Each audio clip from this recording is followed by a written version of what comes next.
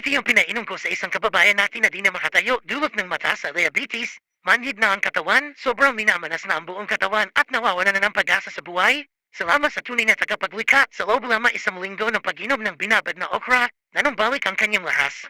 Ito din yung pinayo ko sa kababayan natin ng 5 araw nang hindi makadumi at muntik pa maoperahan. 5 baso pa lang may inom niya na ilabasin na agad ang dumi sa kanyang katawan. May 64 years old din na 5 taon ang di makapaglakad ng walang tungkod dahil sa rayuma. Matinding rayuma halos di na maunat ang braso. Sa loob lang ng 2 linggo naging okay na ang kanyang paglahad. Kung may diabetes, mataas na blood pressure, rayuma, nako, napaka-basic lang yan sa okra. Sundin niyo lang ang nasa video. Option niyo kung lalagyan niyo ng pipino. Pero mas maganda kung may pipino dahil ang pipino ay nalalabanan niya ang dehydration o kakulangan ng tubig sa ating katawan. Tamang-tama yan dahil sa init ng panahon na yun. Kung sustansya ang pag-uusapan ay halos parehas lang ng sustansya ng okra ang sustansya ng pipino. Kapag pinagsama niyo ang dalawang ito, mas doble ang kanilang bisa.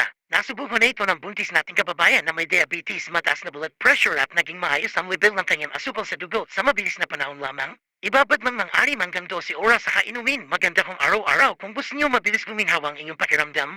Pagkatiwalaan niyo ang kombinasyon kong ito, safe at pure organic. Basta ako nagkombinasyon ng herbal garantisado at epektibo at yan ay 1 minutong dagdag naman.